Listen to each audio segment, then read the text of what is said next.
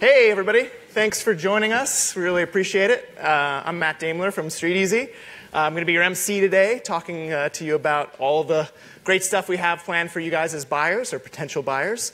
We've got a great lineup today. We've got some time from our specialist team to talk about the actual marketplace here and talk about what's happening that we see in the market. We've got some agent panels that we're going to do that should be really interesting. We've got some stuff about mortgages. And then we've actually got some first-time home buyers who just finished the process. And they're going to actually be here to tell us sort of the tips and tricks. So it should be a pretty good lineup, pretty good event. We've got, for the Q&A, there's a couple of sessions here that are going to do some questions and answers. The old school way is raise your hand and bring a mic and things like that. But we're in the new school, so yeah, they thought I wouldn't get a laugh for that. We're in the new school, so I want to make sure we check out some new tech. There's an app called Slido, and so you can download it at slido.com. And what it does is actually lets you ask questions right from the comfort of your seat. If you see a question you like, you can vote it up. And so those are the questions that we're going to ask on stage at the end of some of these sessions. So after you download that app, it's going to ask what your event code is. It's BuyNYC. That's what you're going to want to put in. And just so you know, there are 3 parts where we're going to ask questions. And so as you put in your questions, you'll see a little thing in the upper right-hand corner. Choose the right type. If you have questions about the mortgage, you have questions about agents, this is the kind of stuff where you're going to be able to put in that information. We also, of course, are on social media, so we have a special hashtag for today, hashtag BuyNYC. So if you're tweeting, Instagramming, and all those fun things, please use BuyNYC as your tag. Of course, we do have Wi-Fi, so you don't have to burn up your data as you upload photos or anything like that. New School Guest is where you want to point your Wi-Fi to, and there's a little password thing you have to do with your browser as you sign in. So getting started today, we're going to talk about the real estate market. And so one of the things we love at StreetEasy, of course, is data. We live and breathe with data, and we have a lot of talented people that work with our data. They're called data scientists. It's actually the #1 job in America right now, per Glassdoor, being a data scientist. But it's a really hard job to get because 92% of people that are data scientists have an advanced degree. So it's definitely something you have to work for in school to be able to do this stuff. And we're really excited to have our senior economist who leads our data scientist team join us here. And he has no less than 4 degrees. It's Grant Long. Awesome. Good. Thank you, Matt. And thank you all for coming this morning. I know it's not easy rolling out of bed on a Saturday morning to listen to an economist. But good on you for doing that. So as Matt said, I'm the senior economist at StreetEasy, which is a really, really awesome job because I get to sift through all the data that we see in StreetEasy and a lot of the data we see elsewhere too and put that together to come up with research and analysis and other parts of data that help you understand your buying decision better and help StreetEasy users make more informed decisions. So that's what we're going to go through this morning. We're going to take an overview of the market and talk a little bit about what's going on. And then we're going to dive a little bit into the economics of home ownership. And then we're going to wrap up with some stats around what's actually listed on StreetEasy and some buyers and sellers markets and what that means. A little bit of housekeeping. I have my Twitter handle up here. I just started tweeting this week. I've been on Twitter for a while, but just started tweeting. If you have particular questions on my presentation, I'm not going to have time for Q&A, unfortunately. But you can tweet at me if you have questions now, if you have questions later this week, if you have questions about analysis that you see on our website, definitely look me up. Would love to hear from you, especially if you see something interesting going on while you're shopping. So having said that, let's dive a little bit straight into the numbers. This is our Manhattan Price Index, so just shy of about $1 million right now. Pretty expensive. That's the middle price, so half the market's above that, half the market's below that. And if you look at this trend over time, you see a pretty solid upward trend, right? So on average, per year, 7%, right? Not bad. You see a small dip down during the financial crisis, as one would expect. If you bought just before the crisis, it was a little bit lower return, but pretty solid on a 5-year basis as well, right? So solid upward trends over time, a little bit of leveling off at the end. And that's something we see right now, particularly in the luxury market. If you're looking at $3 million up, prices leveling out a little bit. Still pretty competitive on the affordable end, though, particularly in Manhattan. One thing to note here to put this all in context, as I promised, these return numbers that I'm quoting here, they actually are a little bit lower than the overall stock market, particularly on the 5 and 10-year basis. So it's just something to keep in mind when you're looking for a home, that there are other opportunities for investment, right? You could invest your money in a lot of other places instead of putting it into a down payment, but you can't live in the stock market, right? So it's worth considering here. You get an extra return from your home investment because you can actually live there. So you're buying a home. Going on to talk about the Manhattan submarkets. Now, submarkets, what do we mean when we say submarkets? We're really just talking about areas smaller than the borough, bigger than any particular neighborhood. Pretty self-explanatory if you look up here what these mean. Downtown at the top of the market there, 1.2 million, a little bit shy of 1.2 million. So the most expensive submarket in Manhattan. That's areas like Soho, Tribeca, no big surprise there. And you see a variety of performance across different submarkets. So depending on where you're looking, you're going to see different price trends. Makes sense. And at the bottom there, at the more affordable range, you see Upper Manhattan. And I wanted to drill down on that a little bit. Average unit in Upper Manhattan, and when we see Upper Manhattan, we're talking about north of the Upper and East and West sides. So Harlem, where I live, great area, wonderful area. Washington Heights, Inwood, Morningside Heights, Harlem Heights. Solid upward trend, median value of $673,000. Still pretty pricey, right? But that's half the units are below that, so there's stuff lower than that as well. But these actually have the highest returns on a 5 and 10-year basis, right? So we see really strong investment returns even at the more affordable end of the market. So that's something worth keeping in mind, right? Moving on to talk about Brooklyn. Probably a lot of folks here looking in Brooklyn, which is great. A little bit lower price trend, lower price level than Manhattan, $845,000 for the average middle unit. We unfortunately only cover them back to 2005, but we see some pretty solid trends, right? A little bit above where we were for Manhattan, but maybe not as much as you might think given the rise in national and international prominence of Brooklyn and everything Brooklyn that you've seen for the last couple of years. So looking at the Brooklyn submarkets, again, a lot of variety here, right? At the top there, we see a really interesting trend. We've got North Brooklyn, which has traditionally, for the last couple of years, been the most expensive submarket of Brooklyn. And when I say North Brooklyn, I'm talking about neighborhoods including Williamsburg, Greenpoint, and Bushwick. We've actually seen in the last couple of months downward pressure on prices there. And that's two reasons. And if you've looked in that area and if you've walked around that area, you probably know there's two reasons. Number one, lots of building, right? So if you have a lot of supply that comes onto the market, it'll push down price levels. And number two, people are worried about the L train, right? So location, location, location. If you can't get to where you work for a year or more, that will affect prices. Now, on the flip side of that, Northwest Brooklyn, when I say Northwest Brooklyn, I'm talking about places like Brooklyn Heights, downtown Brooklyn, Dumbo, Boerum Hill, that area. We've actually seen a growing price trend there, and now that is the most expensive submarket of Brooklyn. Right. I'm an economist. I have to talk about interest rates. It's required. They were in the news a lot this year, and I just wanted to talk really briefly about this because it is so topical. Mortgage rates are on the rise, right? So we're up to 4.3% for the average 30-year fixed-rate mortgage. Why does that matter to you? Well, if you're going to finance your home purchase, which presumably most of you are, and you expect to pay a certain amount per month and expect to buy a certain amount of house, that monthly payment is going to go up, right? So for a given mortgage amount, your monthly payment is going to go up if interest rates go up. Now, some things to notice about this chart really quickly to get context.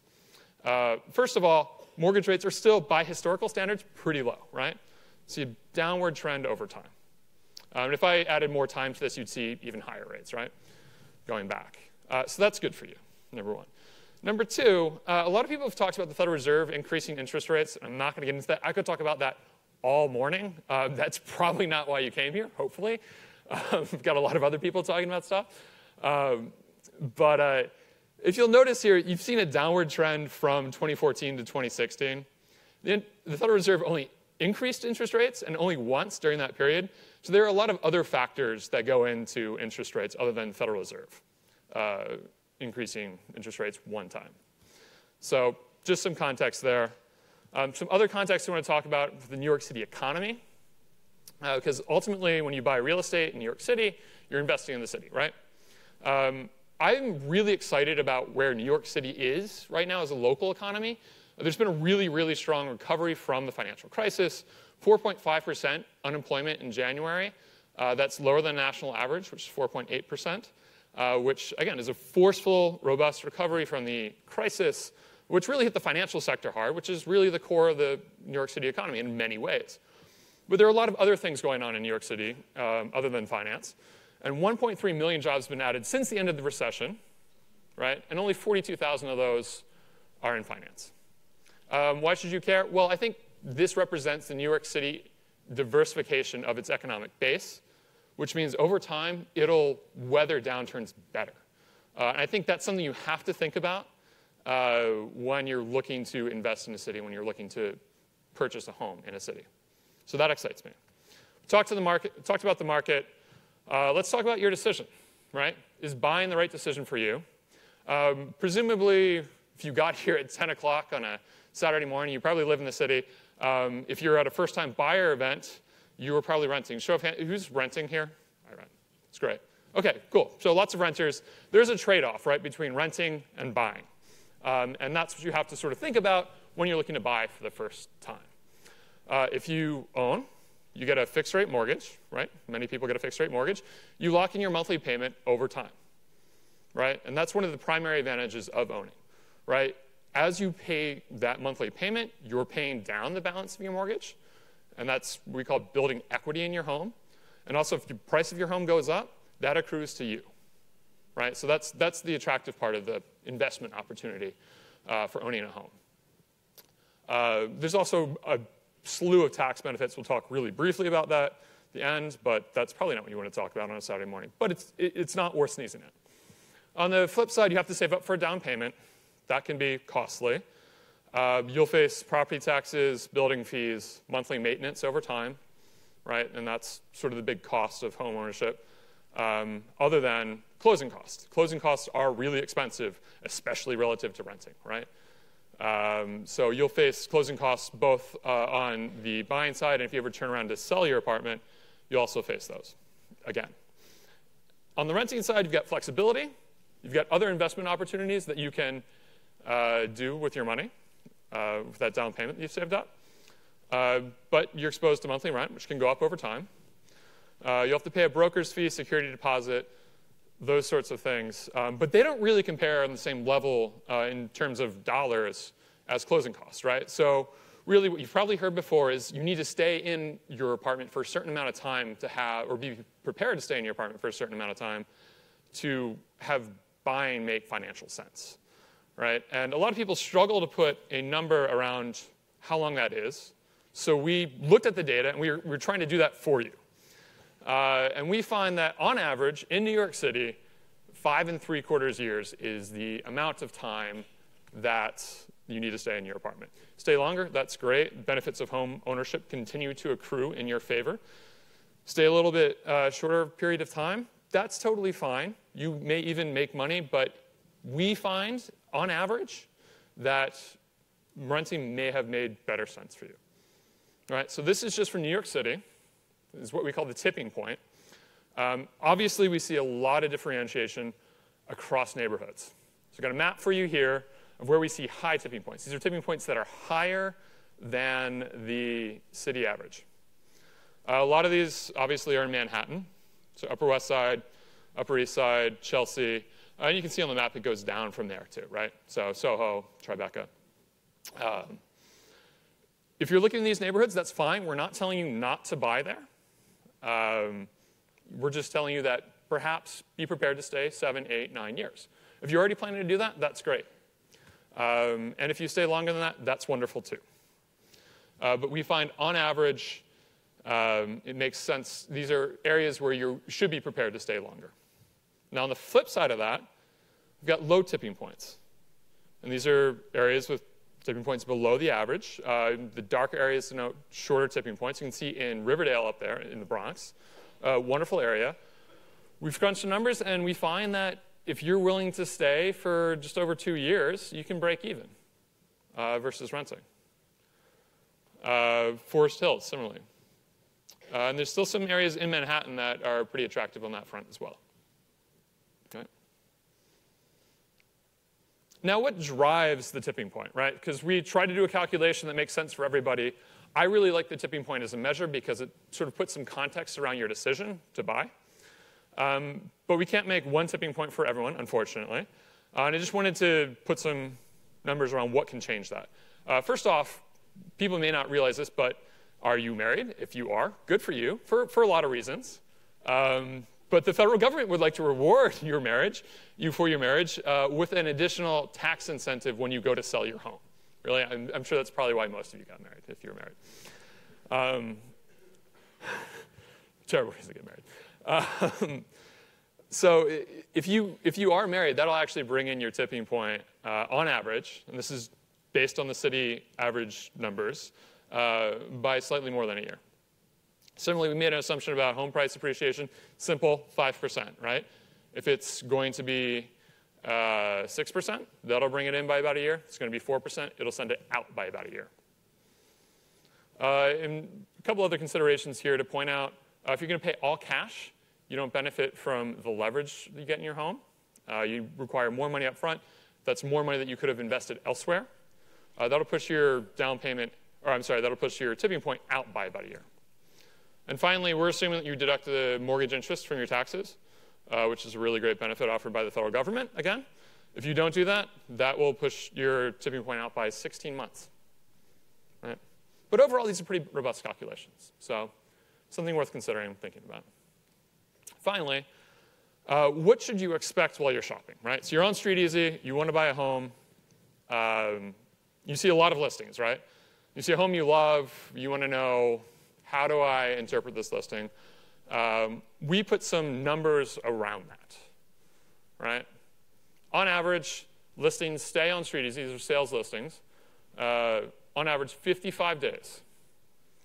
And from what's listed initially on StreetEasy, we dug through the numbers to find the city records to find out what people actually paid. And people actually pay, on average, 2% less than the initial listing price, on average. Some people pay more. Some people pay above that. But on average, 2%. 30% of their properties have their list prices decreased, their advertised list prices on StreetEasy decreased while they're up on StreetEasy. So that initial price that you see may not be the first one, or may not be the one that's listed the day you go to actually view the apartment. Obviously, again, this changes depending on where you are. Buyer's markets, ones that have, on average, higher days on market, are sold at more of a discount and are more often decreased in their listing, or face more reductions in their listing price on StreetEasy, or what we call it buyer's markets, and they're shown here. A lot of stuff in Manhattan, right? You might notice about this, hey, these sound like really pricey areas, a lot of them. Midtown, Tribeca. We did some analysis and dug into it, and it's actually true across price levels, right? So there's plenty of relatively affordable units in Midtown, not the $3-5 million units. Those affordable units also spend more time on the market, on average, right? So we're not telling you should buy in here. Buy in these neighborhoods. You should do your own thing. You do you. But if you are looking here, you do have a little bit, the numbers tell us that you have a little bit more negotiating power, right? And that stands in contrast to what we call seller's markets. So you'll notice geographically these kind of stand out, right? Queens and Brooklyn. So Elmhurst, Sunnyside, Jackson Heights, and then stuff around Prospect Park in Brooklyn. Again, not telling you not to buy here. They're wonderful neighborhoods. In fact, they're really popular neighborhoods, and that's why the dynamics favor the seller. These properties in these markets spend, on average, less time on the market, are less likely to be discounted, and and are less likely to have their prices cut while on StreetEasy. Again, we have a ton of research. I put a piece in the blog this week diving deep into all this stuff. So definitely check that out. We do it across budgets, and I expect we'll be doing a lot more on that over time. Got detailed numbers on what drives these buyers versus sellers markets in our regular market reports as well. All that stuff you can find on our website. Check out our research blog. We've got a lot of really interesting stuff there. I'm really excited about all the research we've got planned coming up. I would love to hear from you. Hence, Grant M. Long on Twitter. Find me. But unfortunately, that's all I have time for today. So thank you guys for coming out on a Saturday morning. I hope that was interesting and helpful. And good luck in your home shopping purchase. Hello. Hi. How's everybody doing? Excellent. So you just heard some data, some numbers. They're going around in your head. And now we're going to switch gears a little bit, and we're going to move into our first panel. And so I'm Susan Daimler. My day job is running StreetEasy. My weekend job is moderating panels, apparently, at least starting today. And today we have a great lineup here of 3 excellent agents. They all work on both sides, buyers and seller side, but we're here to talk about, obviously, the buyer side of the transaction, because you are all future buyers here in New York City. And so we have Boris Sharapan-Fabrikant, who works at Douglas Elliman, Matthew Bizzarro, who works at the Bizzarro Agency, and Erica Sacken, who works at Brooklyn Hearth Realty. And so we'll just kick off with let you guys intro and say where you specialize. And of course, I know you can work anywhere in the 5 boroughs, but where your niche area is with buyers, and also if you're seeing anything in the market now that you'd like to talk about. Hi, everyone. I'm Boris. I focus primarily in Manhattan, south of 100th Street. What I'm seeing now is that the winter was pretty slow. There wasn't a lot of activity. It was definitely more and more of a market where buyers were getting some pretty good deals.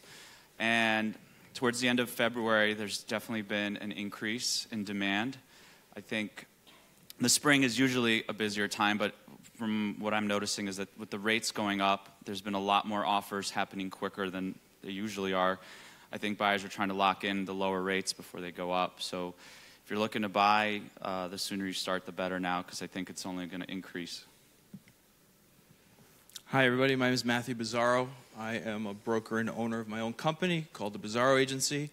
We're focused uptown, so north of 100th Street and the Bronx. So we do a tremendous amount of business uptown for those of you considering a move up there. Wonderful markets, wonderful time to buy. I will applaud all of you for being here because it's fantastic that you are taking the extra initiative to educate yourself and sort of be on top of your game, which at the end of the day is going to really help when you're ready to purchase, be it 2 months from now, 10 months from now, 2 years from now. So I applaud you for being here. It's good stuff. Hi, I'm Erica Sacken. I specialize in Brooklyn. We have offices in Ditmas Park and Park Slope, but I do all of Brooklyn. What I'm seeing in the market, it's been slow up until now, and now it's speeding up, spring. People are eager to get in before summer, so there's a rush to that. I've been seeing a lot of deals with contingencies, which probably wouldn't affect you guys because you're first-time home buyers, but a lot of people who deals that are contingent on selling something else, but that probably wouldn't hurt you. It'll only make you stronger because you wouldn't have contingencies probably. So. Great.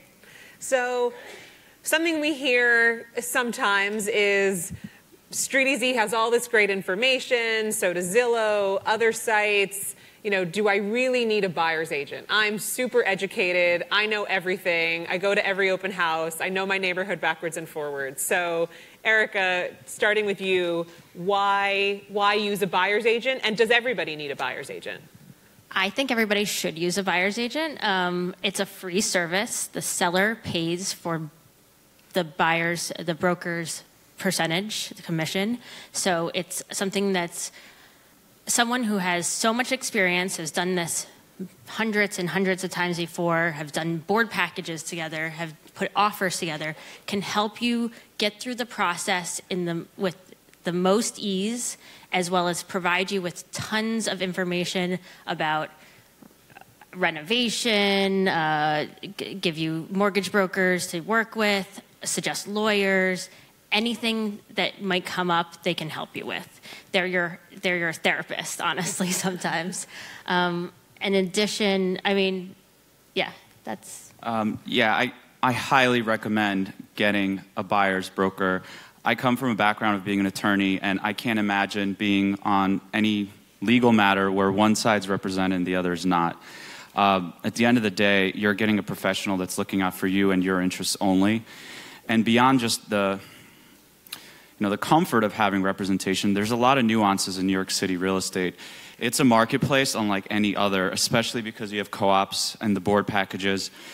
There are things that a really seasoned professional real estate broker will find and protect you from that you might not be aware of. We were just talking in the back over there where an appraiser came in. The green room, thanks. The green room, yes, for just the talent.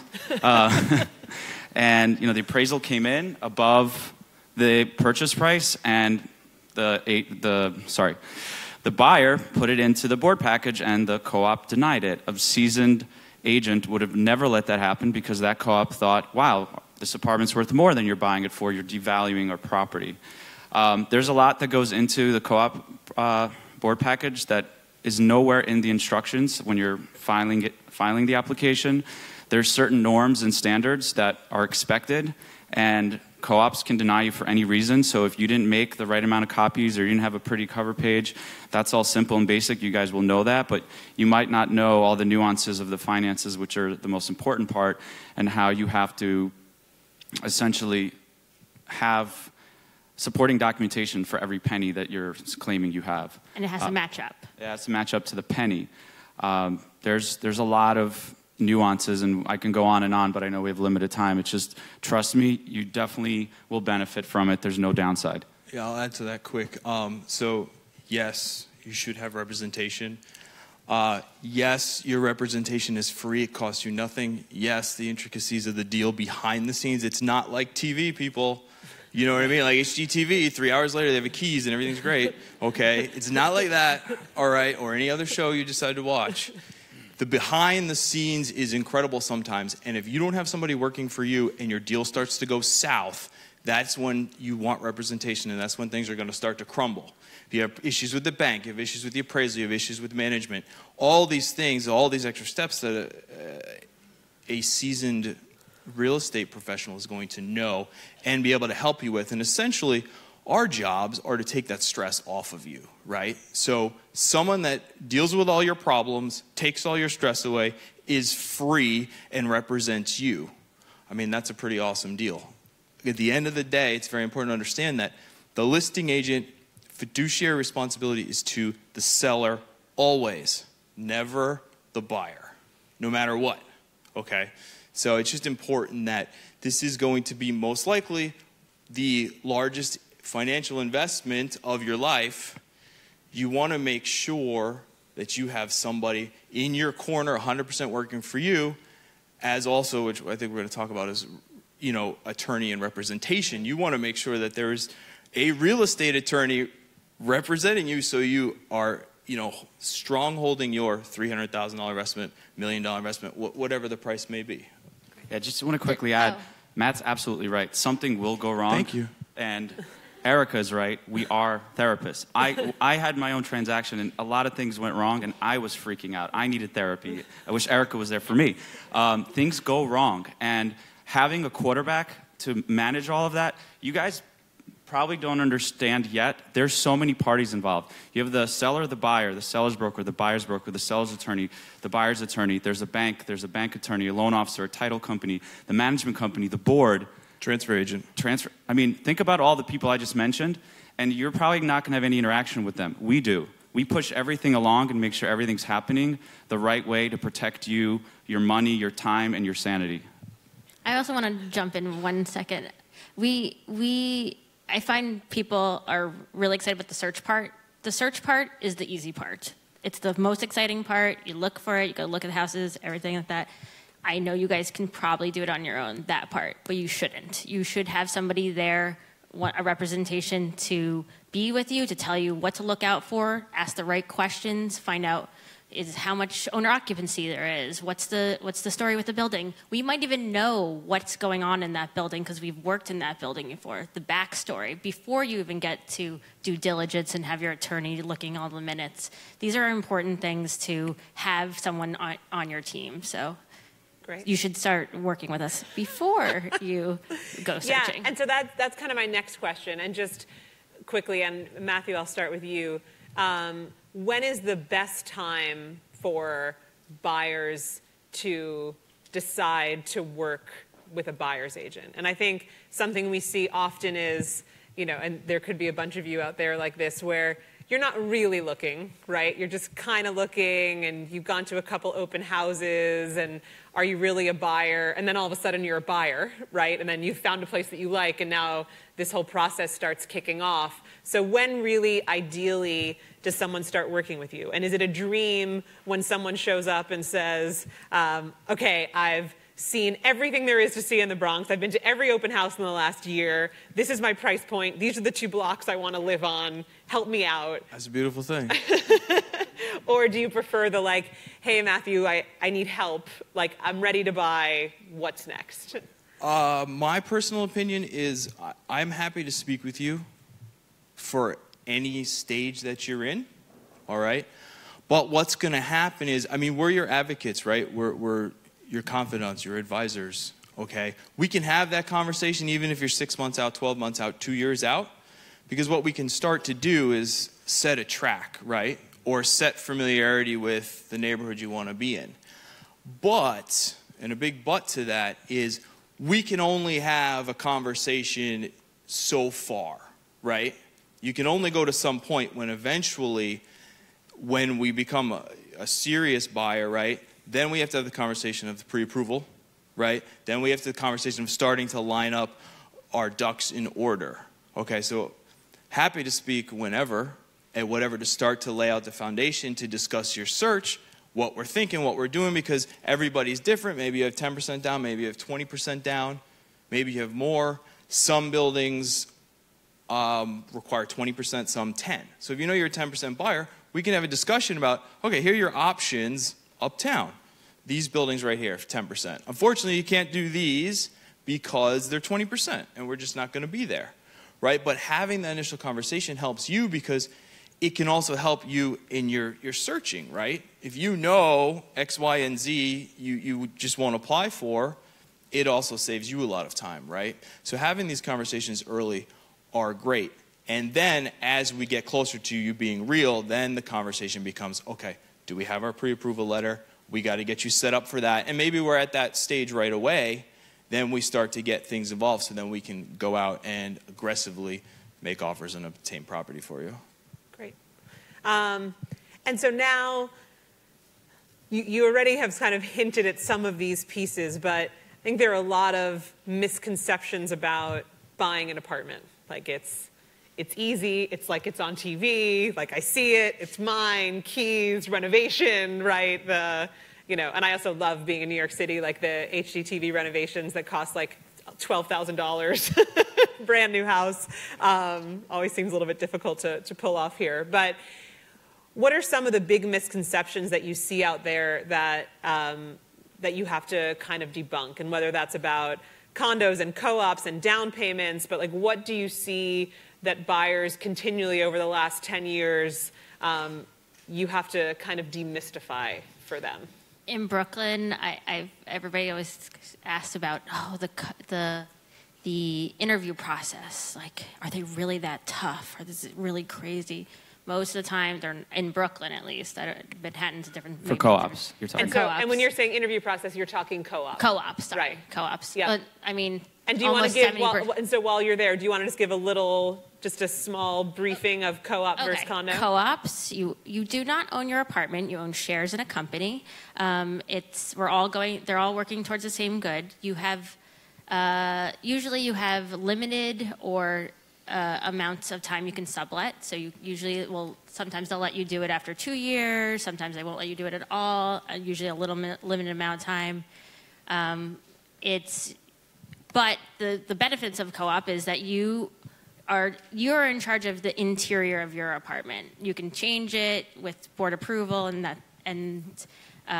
but anything that goes wrong outside of it, in the walls, outside, if the water starts leaking in from the windows, the co-op covers that. So it's your maintenance covers all that. It covers your taxes. So there's a lot of benefits to owning a co-op. And co-ops in general in Brooklyn are generally less expensive than condos. Manhattan too. Right. And so then now go back to your comment about people being concerned, because the co-op involves an interview with the co-op board. Yeah, co-op boards are not usually, at least in Brooklyn, they're not usually as tough as people. People get really nervous and they want to impress the co-op board with all their amazing activities. I say, no one's ever not gotten approved for being boring. So say less.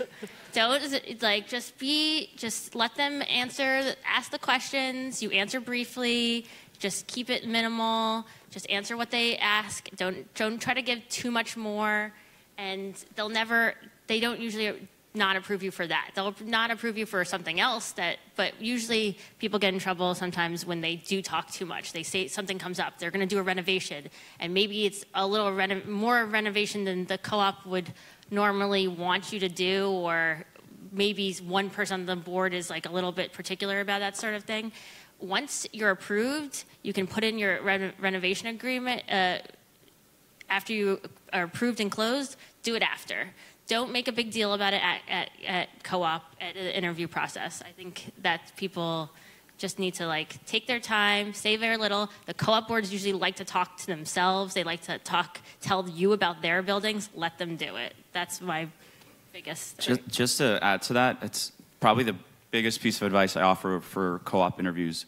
Do not ask any questions, because the first question you ask is already an indication that you're going to be asking them more when you move in. And they don't want somebody that's going to say, why is the maintenance this? Why don't we have a new lobby? Why this? Why that? Or they're going to hate you just from the moment you open up your mouth and ask a single question. So don't ask them. There's no need to. Less is more. Less is way more.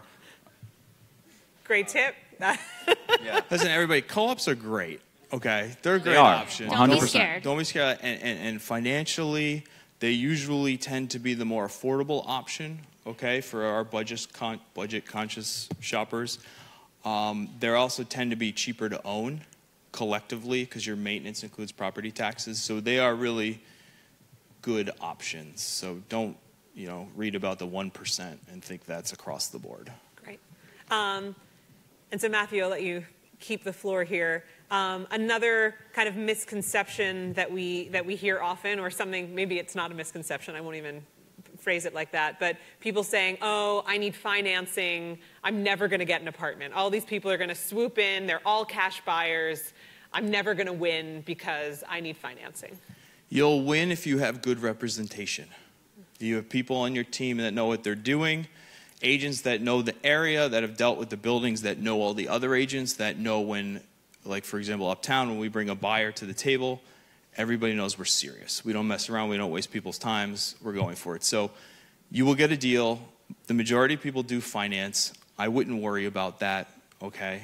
I think it's a complete package when we submit our offer. They're looking at who you are, what do you do, your salary, your down payment, how complete you look to a co-op board. So it's not simply a number, okay? To be honest with you, some sellers, it's simply a number, and they don't care who buys it. They just want the most money possible. But especially with co-ops, when it's a complete package in which you need board approval, it's all of you. So it's not just a number. I've brought to table actually clients that we've closed, and it was a bidding war, multiple offers, and we didn't have the strongest offer, but we had the strongest complete package and we got it. So it is what it is, right? If you need financing, you need financing, but I wouldn't let that deter you. But it's also important to have your pre-approval ready, have a good bank that we can communicate with. So we can move forward. And a real estate attorney. Yeah, and so thing. if you want to just take a minute, Erica, and focus on that, just kind of the real estate attorney, and Matthew mentioned the team, right, which goes beyond just the buyer's agent. And so you've had some experiences with lawyers, so if you want to share. So actually, let's take a step back. Yeah. When does someone need a real estate attorney? I think you should get a real estate attorney right when you're starting your search, because as soon as you find a property that you want to put an offer in, it's best to put the offer in and have your real estate attorney already lined up. It takes a phone call, maybe a day to set it up, you call around, ask the prices, have a conversation, see if there's somebody you want to work with. It should be a real estate attorney. I mean, I keep saying real estate attorney because they actually have gone through this board. They know what to look for.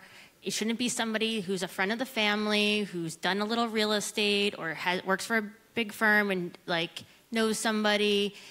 Don't try to cheat.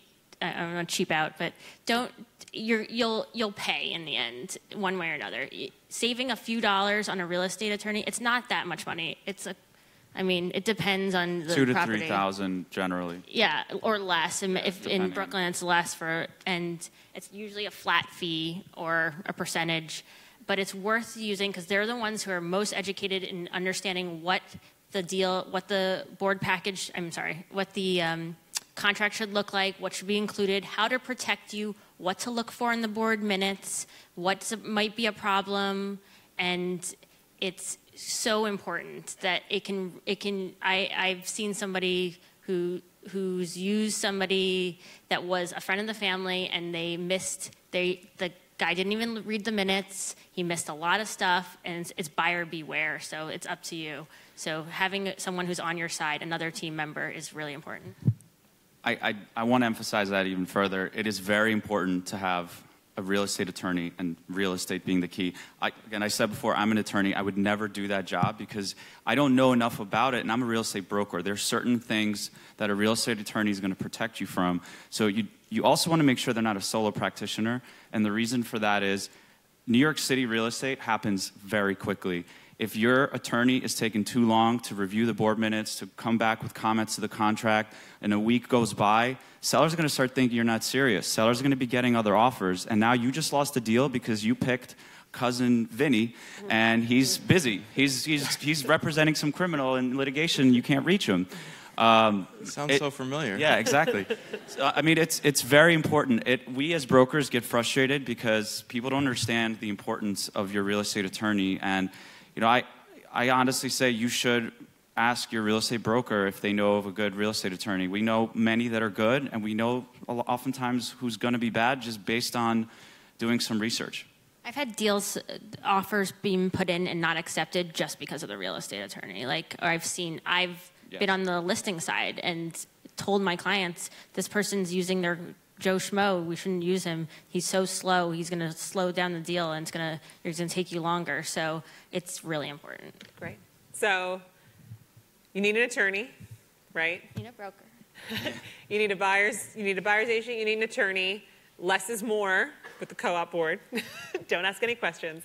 And then also a couple of you have actually sort of hinted at it, but Boris, if you wanted to talk about the process, right? I think there's so much invested in the search, and it can be fun. It can also be exhausting. It's exciting. And for some people, the search is 2 months. For some people, it's 2 years. And you finally find what you want to be your next home, and you feel very done, right? And that's actually, now you've got another 20 steps to go to actually walk into that home and have it be yours. And so I don't know if you want to talk about that a little bit. One thing I just want to make sure I don't forget is, beyond the attorney, the broker, and all of that, if you are financing, same rule applies with your loan officer, because if you walk into a retail bank, whichever bank you have an account with, you're likely not going to have your loan processed and analyzed with that individual person. You should also ask a real estate broker or your friends, family, somebody that is a loan officer in New York City that knows New York City real estate. Very important. So the process itself, yes, searching for an apartment is something every one of us can do. I have clients that are sending me the properties they find, and I have clients that are busy and I send them the properties. That is probably the easiest part of this job. And I think one of the misconceptions is, oh, well, why do I need a real estate broker? I can just find all the properties. Well, there's a lot of steps that happen after you find a property that you like. In addition to just your time is valuable. You find 10 apartments that you like and they're scattered throughout. We have the time and resources and expertise to schedule them all for you to see them in an efficient manner so you're not running around. We will negotiate it for you. But just in terms of timeline, it's important to understand how long this process all takes. So beyond however long it takes you to find the apartment, it will take about a week, sometimes 2, for your attorney to negotiate the contract and, more importantly, do the diligence. That part, just so you guys all know, is very important because they're reading the board minutes, they're asking all the questions, have there been bed bugs, is there a lawsuit, does one party own more than 10% of the units? That's a big red flag, by the way. Once that's done, then you have the board package. Even with condos, it's still a labor-intensive process, so you want somebody that's just going to quarterback it for you and not throw a bunch of requirements at you and you're going to have 1,000 questions. So we're here to make it easy for you. And then everything that happens behind the scenes, we're quarterbacking it. We're pushing the managing agents, we're pushing the seller's attorney, we're pushing the seller's broker. We're trying to make this as easy as possible for you. There's a lot that goes on behind the scenes that you won't necessarily even know, and nor will you have an advocate for you if you don't have the right real estate broker. Great. And go ahead. I was going to say, I could break down the steps for you real quick. If you're purchasing a co-op, and your bank financing, I would say prepare, it's going to take at least 3 months.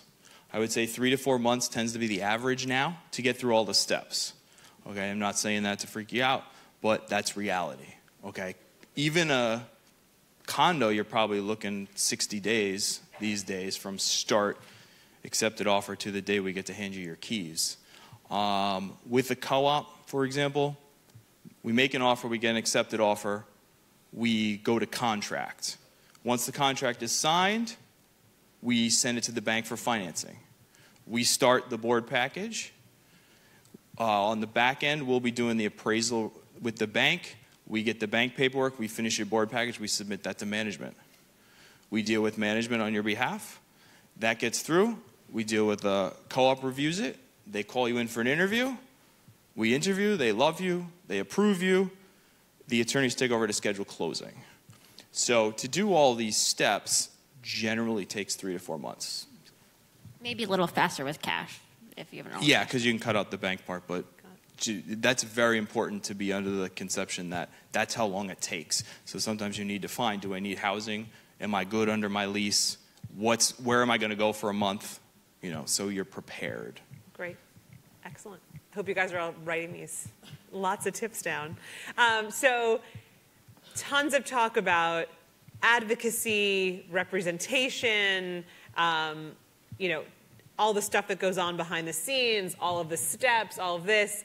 But actually, Boris, you were the first person to actually use the word negotiate when talking about the price, right? And I think for the three of you, it's such a common part of what you do, right? But for lots of first-time buyers, the price is like the most important part, especially when you're looking. And so actually one of the questions from the crowd is about negotiating and how often are you seeing movement on prices, right? Is it just that the $17 million apartment gets cut to $14 million, or also at the $2 and $1 million mark, at the $700,000, is there room there?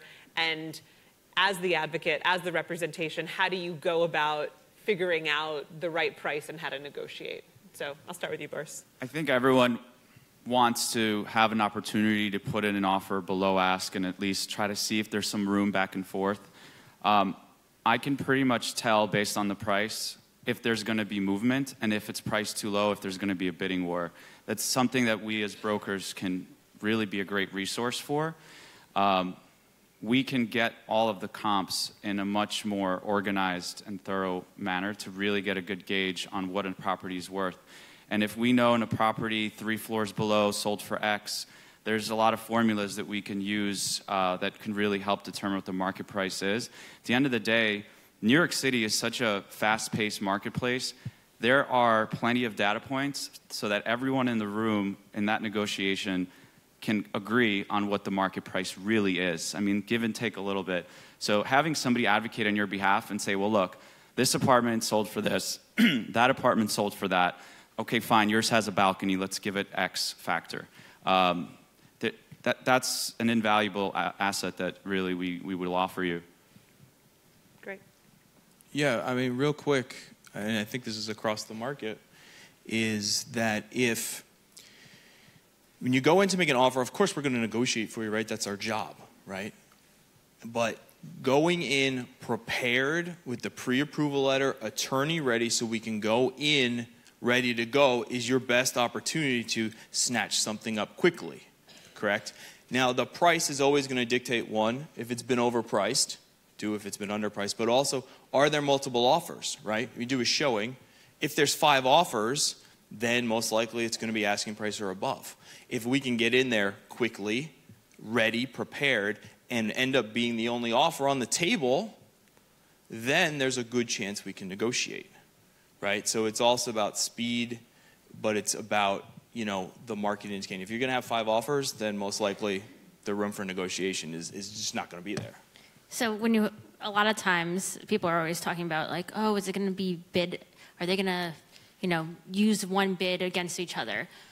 Often, a lot of brokers these days do either what we call best and final or highest and best, and basically it's a more fair way of doing multiple offers. So if we have multiple offers, we say, okay, we have a date and time, you can put in another offer, or change your offer or keep it the same, and we're not going to tell you what everybody else's offer is. You have to do it blindly, and it's the most fair way of getting in. And at that point in time, I always tell my clients to think of it as what's the most you feel comfortable paying, and that $1,000 more would not be of good value for you. That apartment would not be worth it for you anymore. So kind of working your way backwards. And so that's the most, and then work your way backwards. Like what's the most comfortable? So it's always a value. The comps are important, but it's your home, so it's what the value you place on it is how much you want to pay for it. So if you get a best and final, call me, because I hate them, and I think it's never final. If you have somebody advocating for you, you can always find a way creatively. If you're really aggressive, but in a professional, nice manner, I really fight for my clients. I want to make sure they get it without bidding against themselves. That's the thing I hate about best and final. Also, people don't always realize that down payment can make a difference. You think everybody wants to put the least amount down, but if you have similar offers on the table, they're at the same price point, the same sale price, but one person has 30% down and one person has 20% down, the 30% person is usually going to get that off just because it's a little more serious. It's less. They don't have to worry about appraisal as much because there's more to cover it. So use your down payment as part of your negotiation. If you have room to go up, that's a good place to do it. If you don't want to do total price, down payment's a good place. And also calculate, if you are going up, calculate how much it is per month or per year. It's not that much usually. The change of a few $5,000, $15,000, that little difference is not going to make a whole lot in your monthly payments. So look at it like that too. And because how many people actually stay in New York City for 30 years? Nobody does. So how long are you actually going to stay in your apartment? 5, 6, 7? Think about it that way. So we are out of time for the panel, but I want to do just a quick kind of review, and we'll talk in a second, but they'll be around after to answer any questions you have. And I recommend that you use the opportunity to speak to Boris, Erica, and Matthew. As you can tell, they have a lot of experience and passion and advocacy, and they are great assets for you. But just as a quick kind of roundup, I think some of the things that we heard, I know you're hearing a lot today, just to put into your brain. So, for most, having representation and advocacy that is undivided loyalty to you, the buyer, is important. 2, it's complicated, right? And so, if you thought the search was complicated, just wait, right? There's a lot more to come. And so understanding that process as early as possible so you are best equipped when you do land on that place that you want, that you know all the next steps and you can anticipate both from a time and resource and energy perspective what is coming down the road for you throughout that transactional process. Not quite $1 million listing or HGTV, though that all sounds lovely. I love the tip on the co-op boards, right? So with your packages, don't ask questions or save those for another venue, and that less is sometimes more. And so some really great stuff. So Boris, Matthew, Erica will be here after as well. And then our next panel, we have someone who's going to speak about mortgages. Tony's going to come up. But then after, we're going to have first-time buyers who will kind of be a nice juxtaposition to these folks, talking about their experiences with agents, without agents, and how they found the entire process. So thanks for joining us. Appreciate it. Thank you. Thank you. Bye. So as we get ready for the mortgages one, again, if you're in Slido, make sure you switch to the next topic. That's where you're going to want to put your questions in about mortgages. So just a quick thing about mortgages. One of the things when Zillow is our parent company at StreetEasy, and of course Zillow has a mortgages product. And their product is kind of like a kayak where you can go and sort of say, hey, I'm kind of looking for a mortgage and I'd like to see offers and rates that are live from real people that are out there and real banks and real loan officers. And so when we heard about that, we thought, okay, this is really interesting. Maybe it's something we should bring to StreetEasy and actually let our users be able to use this Zillow mortgage platform. And so a couple years ago, we brought that platform into StreetEasy and we put it on some of our pages. And we found something really interesting and really different, which was that as people used the interface inside of the StreetEasy product, 35 to 40% of the time, no mortgage lender nationally was able to respond or bid or offer any type of pricing. And it really opened our eyes that New York's mortgage market is very different. It's very localized. It's very specialized. And to have success here with a mortgage, you're not going to be able to call some national number. It's not Rocket Mortgage or anything like that. You're going to have to use a local specialist who knows about these buildings, who knows about co-ops. And a lot of that specialty is what we're going to hear about today from Tony Zhao. My name is Tony Zhao. I am a residential mortgage loan officer with Investors Bank. We're a local bank, and we concentrate on condos and co-ops. And, mortgages in New York City, to say the least, is not the easiest thing to obtain. And one of the things I tell clients when you purchase a home in New York City is start the process anywhere from 90 to, I would say, 120 days. Because the pre-approval letter that you're going to obtain from a bank is probably the most single important piece of letter, so you know how much of a home you can purchase. As a matter of fact, a lot of the real estate agents in New York City, they're not going to work with you unless you have a pre-approval letter, because they want to know they're not wasting their time and that you're a serious and qualified buyer.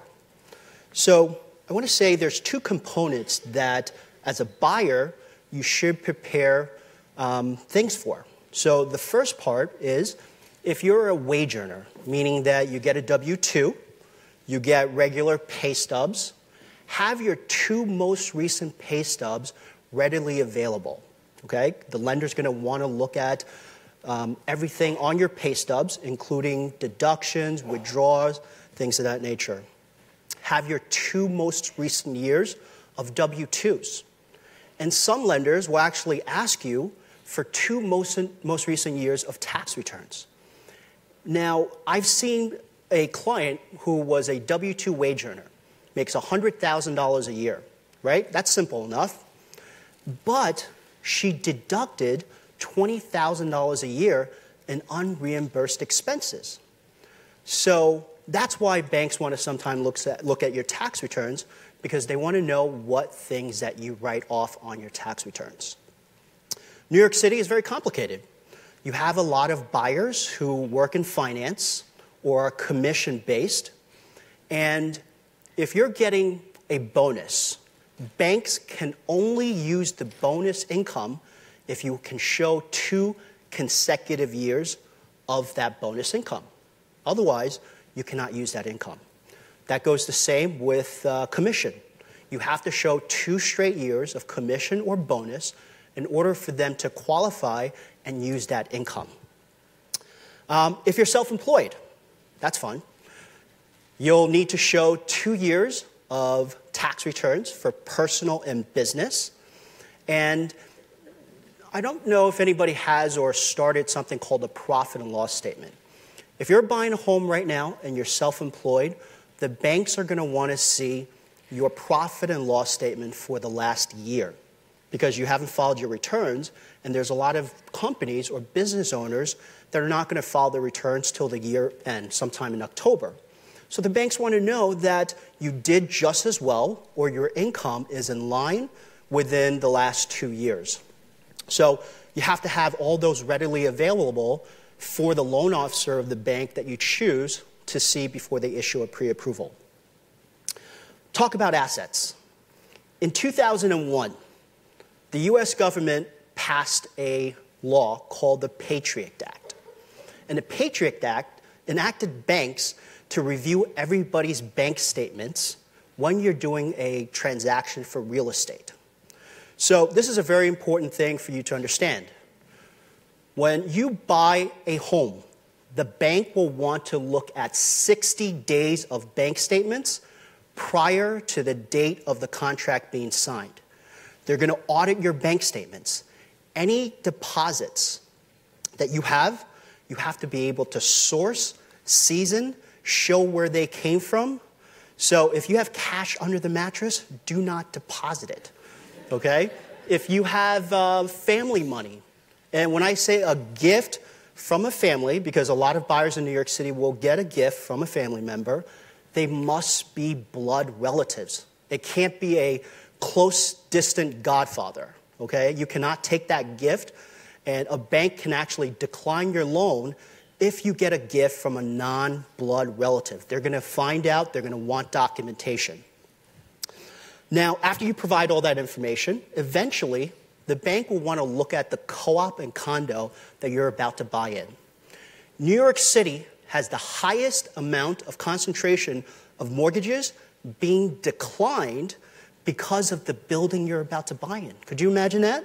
You have great credit, you have great income, and you have a ton of money. But if the bank does not like the financials of that building, you're going to get your loan declined. They will not lend to you.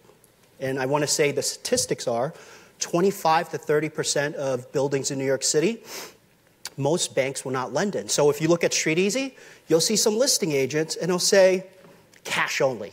So those are some of the telltale signs. So obviously, the lender is going to check your credit, right? So you should know, and obviously this is a no-brainer, pay your bills on time, right? That's going to be reflected on your credit report. Lenders, some lenders, they're going to want a 12-month history of rent. What I mean by that, I don't know how, management company, post-dated checks or canceled rent checks, they want to know that you're able to pay your mortgage or your rent on time. Because if you can't pay your rent, what's to say that you're going to pay the mortgage on time, right? You're going to obviously not keep that going. Keep working. You're going to need a job if you're going to get a mortgage. I've had a client, a week prior to closing, she quit her job. She said, hey, you know what? I'm a doctor. I can get a job anywhere. I'm like, really? Well, until you get a new job and show us a pay stub, we can't close on your loan.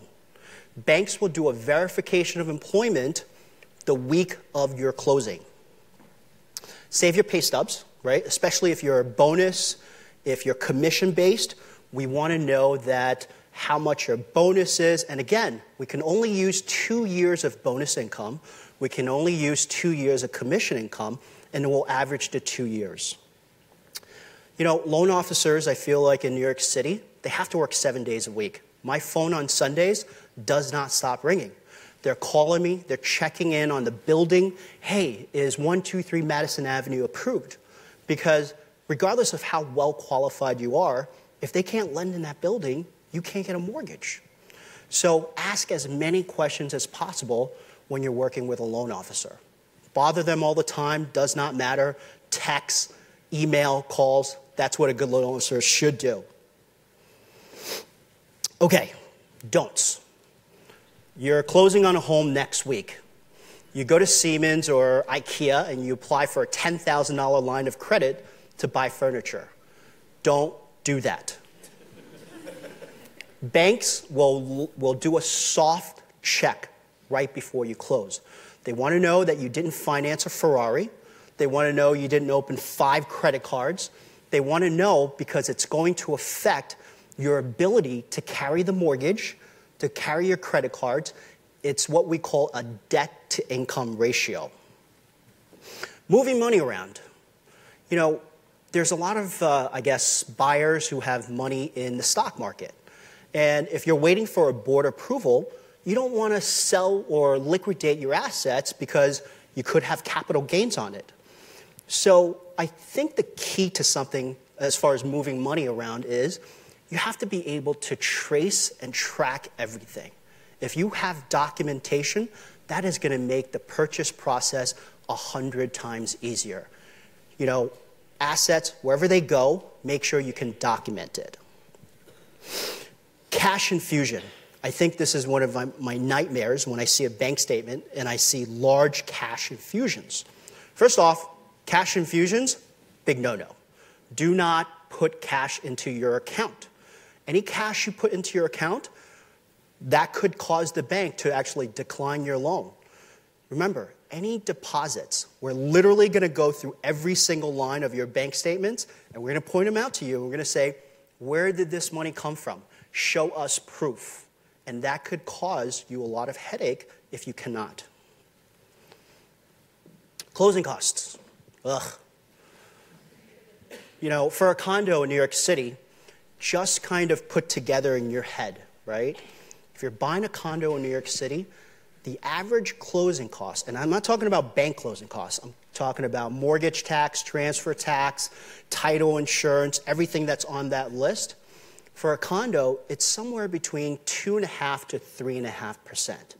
And if you're lucky enough to buy in a new development, I'm being sarcastic, you have to pay sometimes the seller's transfer tax, which is 1.8%, sometimes 1.9% of the sales price. Any property in New York City that you purchase over $1 million, there is something called a mansion tax, if you're lucky enough. So the mansion tax is applicable to every type of property there is. Condo, co-op, single family, does not matter. 1% of the sales price. And buying in New York City has its challenges. I think that checking the condo and co-op, obviously you can't do that in the beginning of the process because you're doing a pre-approval, right? And once you find that specific property, that's when you hound your loan officer.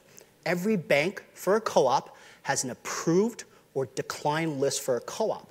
Now think about it. If you're going to buy into a corporation because you're going to become a shareholder of that corporation, you want to know that this co-op is financially stable. It's healthy. And I've seen this before. If you buy into a corporation or a co-op that is unhealthy, imagine 6 months or a year down the road, you get an assessment. Now, your affordability for a home is, let's say, $3,000 a month. And now all of a sudden, the management company says, hey, guess what? We need to do some repairs on the roof. We're going to raise your assessment. We're going to apply an assessment of $600 a month for 2 years. That's going to throw your budget off. And that could cause you, as a person who has a mortgage, to be late on a mortgage. Condos. Condos are tough sometimes to lend in because banks will not lend in a condo. They'll make exceptions if one entity owns more than 10% of it. So there's no master list for a condo in New York City, but they actually have a do not lend list. So I think one of the most important things, once you have that pre-approval and once you start looking at a property, is to check and I emphasize this so much because most of the denials that you get in New York City, it's not because of credit, it's not because of income, right? It's not because of your asset. It's because of the collateral, which is the building you're about to buy in. So doing your due diligence, getting your credit lined up anywhere from 90 to 120 days is key. You know, unfortunately, I usually get the call the month they're getting the month that they're about to buy. So some of this seems to be too late. You know, I have a client right now who has, 32 cash deposits in his checking account, and he's a self-employed borrower, and we just have no idea how to source it. You know, the underwriter said, hey, can you get me proof of where all this money comes from?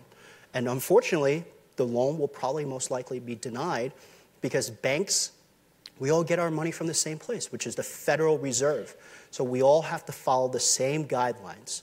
So each bank, typically, they all have the same rules and regulation.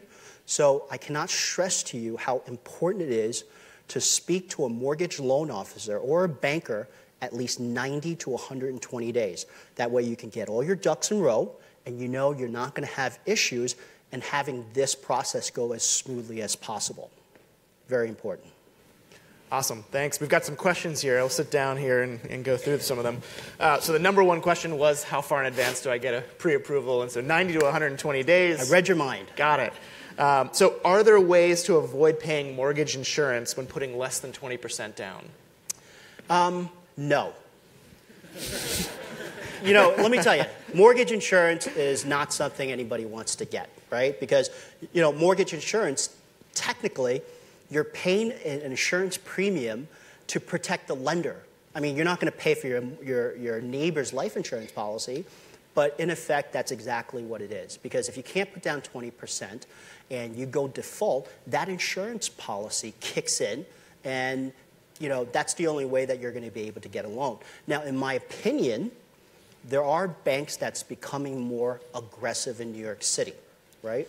Because the buyers are very well qualified. So you may have some coming down the road 6 to 12 months where they will allow no mortgage insurance up to 85%.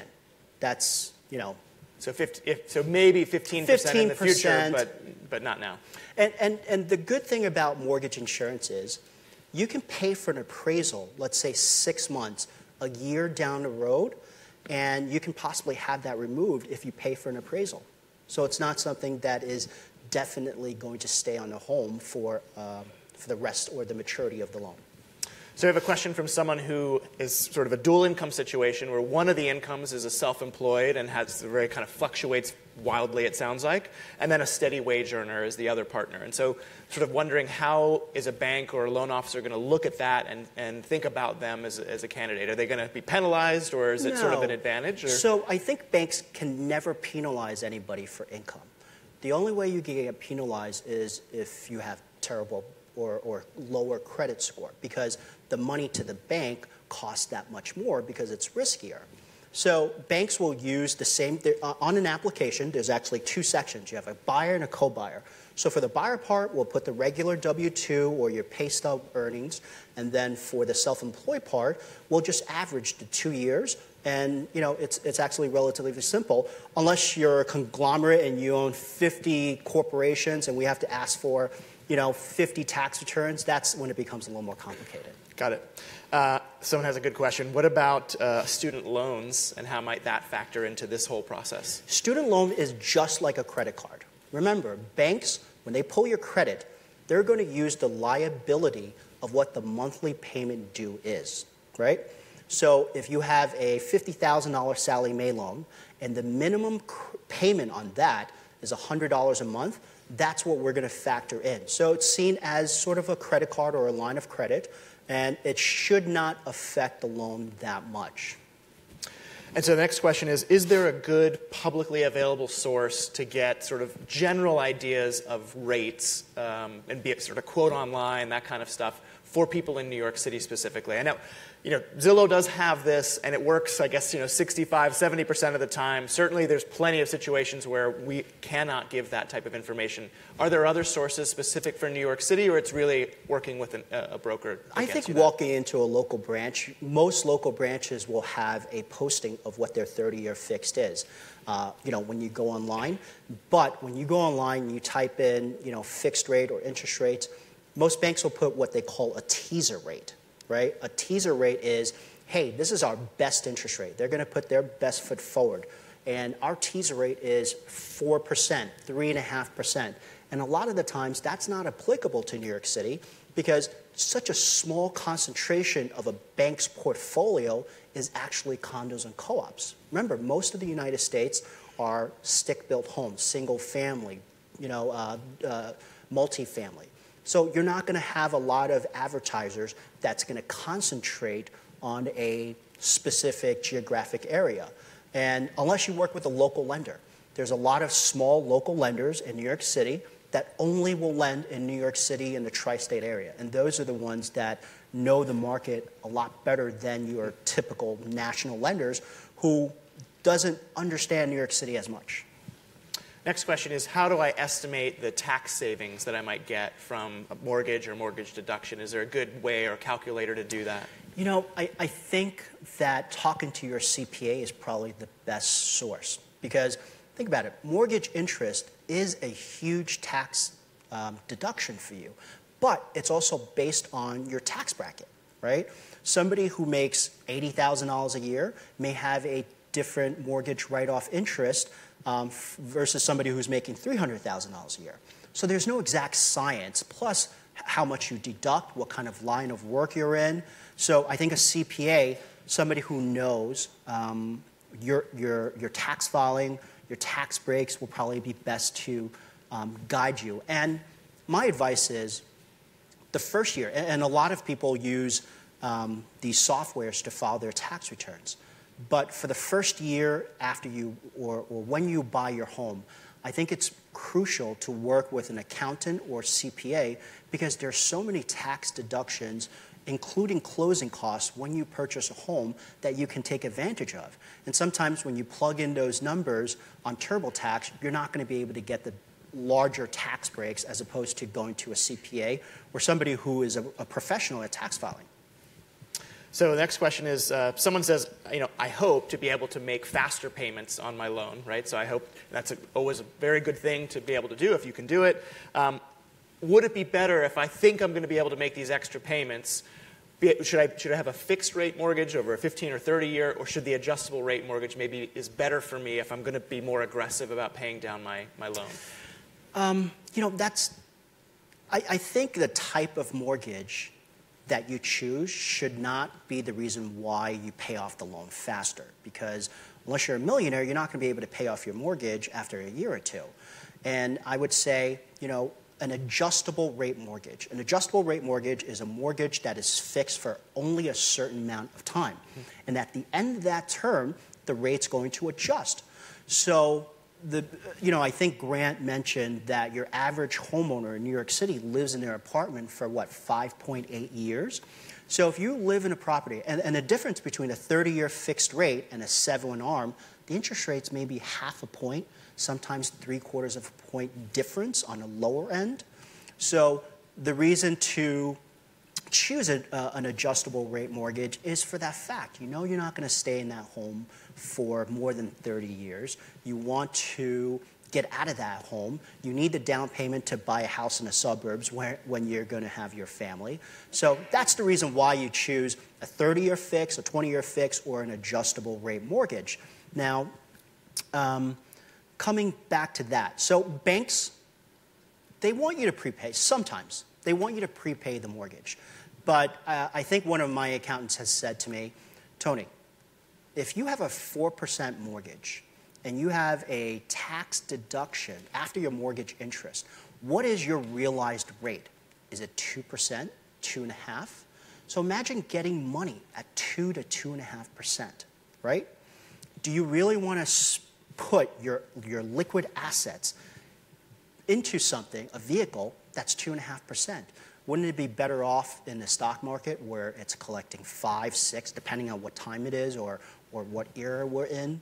So I think that paying off the mortgage earlier, it depends on the individual. But if you're getting money this cheap, why throw it towards the mortgage if you can use the tax deduction on it? Yep. So interesting, a qualifying question on our most popular question. The 90 to 120 days that you advised, is that before submitting an offer or before the expectation of closing, right? So we heard today that sometimes it's, if you're buying a co-op, it could be, 3 months basically. So should they, talk, is it too far in advance, right? If they talk to you the 90 to 120 days before they put an offer on a co-op and the co-op doesn't close for another 3 months, is it too far? Should they have talked to you, kind of later in the process, or what's your thought? I think if you're financially savvy, right? You have Credit Karma, you know your credit scores, you know that your assets are in place. I think 60 days prior to you looking for an apartment is key. But not everybody knows mortgages, not everybody is in finance, right? So if you're not financially savvy about these type of situations, buying a home, the stock market, your assets, I think 90 to 120 days for the average folk is plenty of time before you look for the property.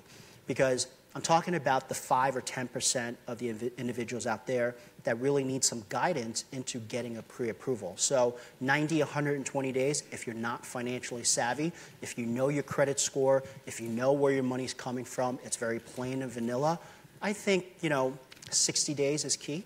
Okay. There's a question about some co-ops that are HFDC with income restrictions and but still require 20% down. Are those buildings potentially on the red, the not available list? Would banks sort of shy away from those types of buildings and offering loans, or? Sometimes. So HDFC buildings is income restrictive, meaning that you can only make under a certain amount for you to get into this building. And there's a lot of them in the upper west side. There's one that just opened up downtown, right by Wall Street. So banks have a list for HDFC buildings. Now, every time you do a mortgage, you have to think why mortgages are so tough to get. They always think the worst case scenario, which is foreclosure. So if a bank has to take that property away from you, they just can't sell it to anybody. They have to sell it to a very specific person that fits the profile of that HDFC. They have to make a certain amount of money. They have to pass the board. So do banks love HDFC? No, but they will lend in it. They look at HDFC buildings as if it was a regular co-op. The issue you have is that HDFCs, they have a flip tax. Sometimes the flip tax is 10, 20%. So banks, their law or their rule across the board is flip tax cannot exceed 5% of the sales price. So if you have a lot of HDFC buildings, that's 20%. Imagine you sell an apartment, you have to pay 20% of what it's sold for at closing. Lenders are not going to want to lend in that. So unless the HDFC co-op changes those rules, and some actually do for the sake of getting a mortgage, banks typically will not lend in an HDFC building. But if they have a 5% flip tax or under, they absolutely will. And so there's a question about the fixed rate or adjusted.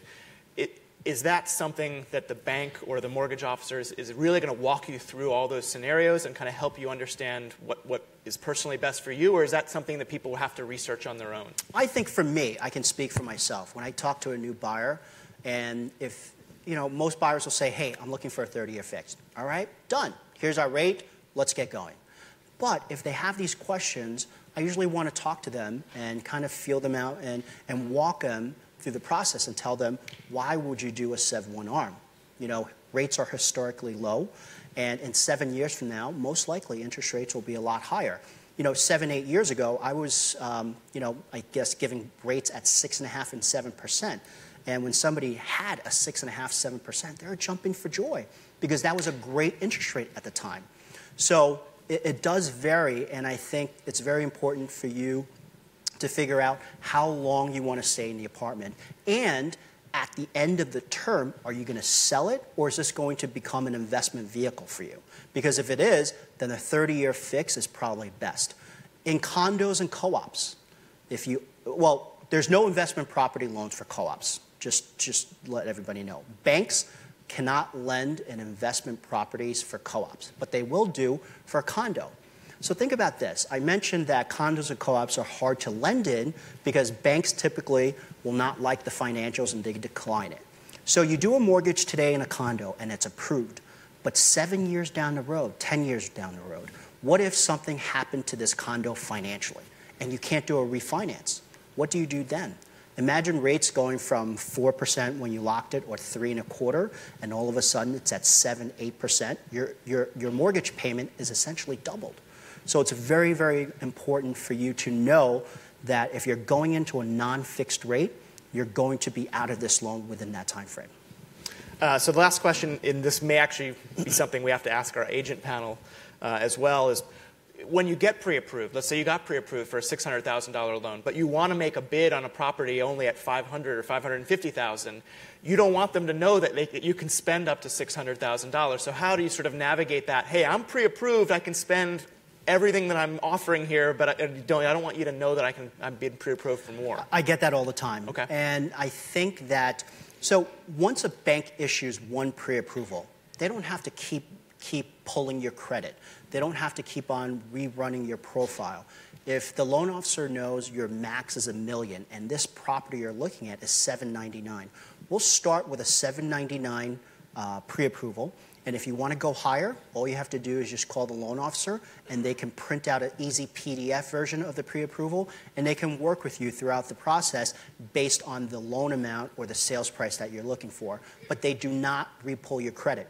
Credits are usually good for up to 90 to 120 days, so that's not going to affect your credit at all. Great. Awesome. Thanks, Tony. It was really great. Thank you very much. Thank you. Awesome. So we've got one more here, panel, and I think you're going to want to stay for this one. Real first-time buyers that have gone through the process, they actually bought, they closed. They're going to be up here to tell us how it went, what they learned, whether they had an agent or not, and all sort of tips and tricks that they learned going through this process themselves. So let's bring them on out. So we're going to end our morning. Your minds are buzzing with our first-time home buyers. So these four folks, we've got Shayna, we've got Colleen, and Jessica and Julia have all completed purchases in the last few months, and they're going to tell us a lot about their experiences. So let's just start super quick. We're going to do some really rapid-fire questions here just to help you get to know them and their process quickly. So where you bought, and it's a condo, a co-op, a townhouse. Let's start there. So neighborhood, housing type. Shane. I bought in Bed-Stuy, and I bought a townhouse. Right. And I bought a co-op on the Upper West Side. I bought a co-op in Forest Hills. And I bought a co-op in Prospect Heights. Perfect. And how long did you search before finding your place?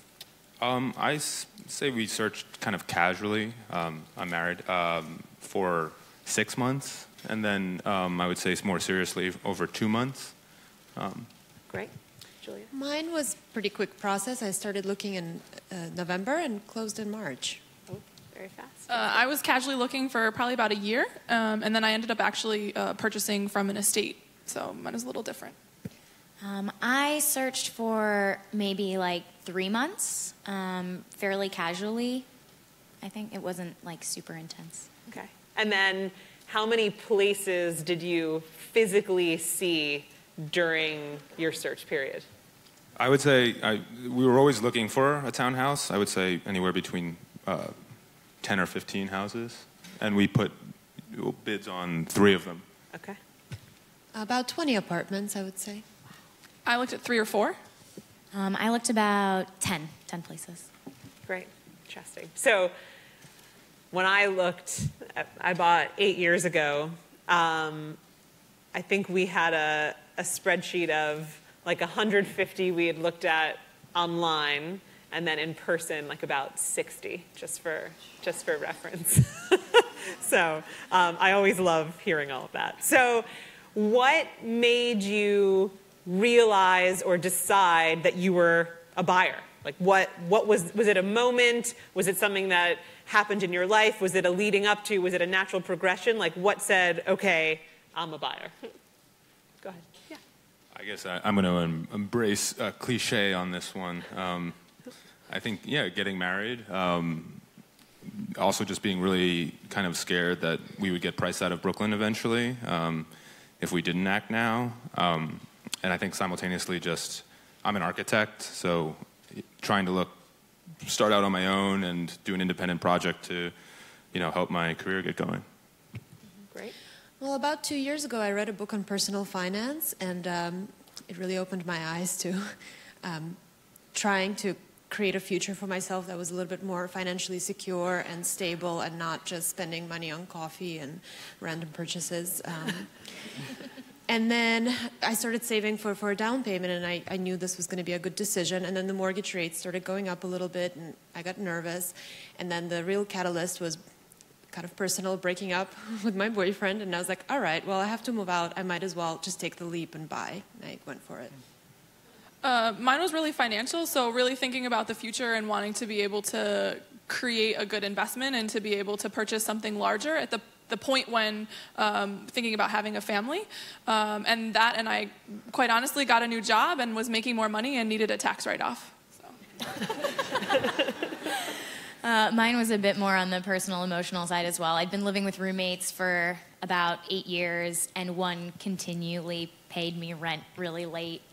And I just, at one point, I was like, I'm turning 30. I can't deal with another late rent payment anymore. And when I started looking at the prices of rents for the kinds of apartments that I would want to live in on my own, and looking at purchase prices and what I had saved in the bank, it just made more sense just to buy.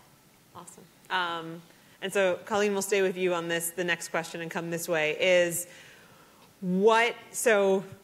some casual looking, you decide you're buying for this mix of practical and emotional reasons. Now what? So what was kind of your next, how do you dive in? What did you do? Yeah, so I started looking a little bit online, which kind of got me, on StreetEasy and a couple of other sites, which kind of got me to that point of deciding that this was something I wanted to do. I also had 2 good friends who had sort of recently, in the prior year, purchased in Brooklyn, and I talked to them a bit. And they had used the same broker, so they recommended him. And they recommended having an introductory conversation. I know some of the brokers earlier were talking about how you can kind of have a conversation at any stage. So I sort of thought I was having an early stage conversation. And the next week, he was like, let's go to open houses. And I was like, oh, we're doing this. Okay.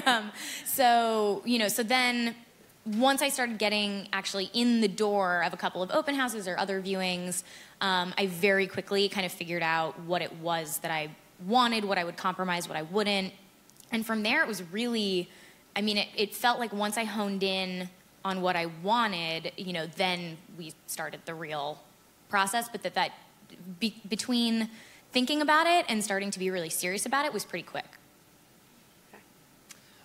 For me, my process was a little bit different than most. So I was casually looking, really trying to get an idea. I knew that I lived in Forest Hills, and I knew that I wanted to stay in a very particular area. So really tried to understand the buildings and really get a grasp on the different types and levels of maintenance fees as far as a lot of the co-ops, because they can vary greatly. And then from there, the apartment that I lived in, my landlord had passed away, and about 2 years later, her daughter came to me and was like, we're going to sell the apartment. Do you want to purchase it? And at that point, I had already been looking and was planning on leaving, and so I was like, okay. So then I actually purchased the apartment that I had been renting for 8 years, which is not a normal process, but with that came extra layers of complications as far as the financial aspect. So I didn't end up using a real estate agent because I purchased directly from my landlord, but that put a lot of responsibility on me. So the second time around, even in that type of situation, I would definitely advocate for having someone besides just your attorney. Well, for me, I was living in Greenpoint in Brooklyn, and I grew up in Brooklyn, and I wanted to stay in Brooklyn. I started looking in Brooklyn to buy, and I very quickly realized that was not an option. Unfortunately, Brooklyn prices have gone through the roof, especially in the neighborhoods that I was interested in. So when I expanded my horizons and started looking in the city, I realized that some of the Upper Manhattan, Upper West Side, and Upper East Side actually had amazing deals and really great apartments. That was really eye-opening and surprising. And frankly, it worked out better, for the better, I hope. Although now, after the previous presentation, I'm realizing I have to stay on the Upper West Side for 7 years to make it worth it. We'll see how that works out. But essentially, broadening your horizons and looking outside of your comfort zone is probably going to be beneficial. Just there's a lot out there to see. Great. With respect to looking, well, as an architect, I guess, well, one thing that I was interested in is doing a gut renovation because I don't have to pay an architect. I can just lose money myself. But I mean, I think that the way I viewed real estate was a little different than maybe some of you have, or the way it's been presented is that I was looking at it as a price per square foot kind of thing. So, you know, like let's say Bedford-Stuyvesant is a neighborhood where the average cost per square foot sale price is around $700 a square foot. But there are houses and apartments that are on sale for $300, $350 a square foot. And this is a result of the shape, obviously, that the building's in.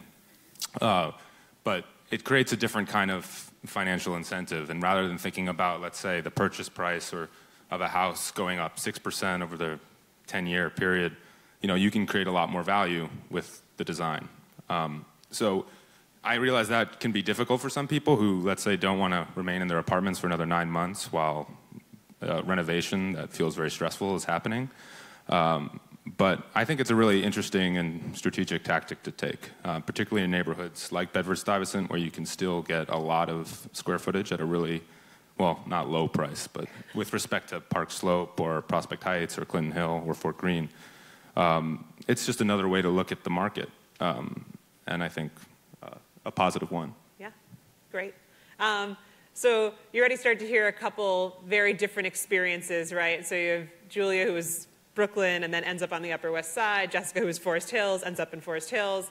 And that's something that we see often is some people who are set and stay in their parameters, other people who expand and find other places that are suitable or maybe even better for them than they expected. And so curious for all of you, from kind of when you started,